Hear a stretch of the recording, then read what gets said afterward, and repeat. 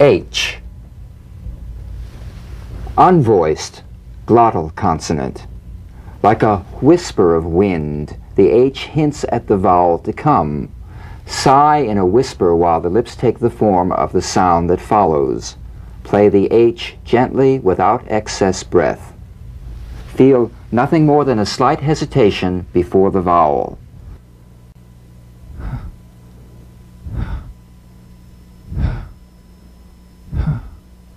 Now, play the gentle H in these words.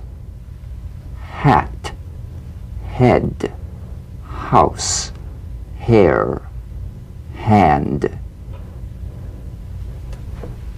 Words that begin with WH are pronounced HW.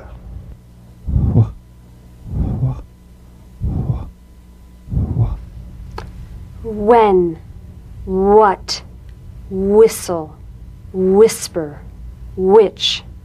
Now play the gentle H and the HW in these sentences. You need a hat on your head when you leave the house.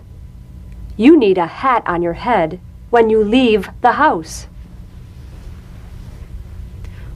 What boy whistled at her hair? What boy whistled at her hair? Whisper behind your hand, which one? Whisper behind your hand, which one?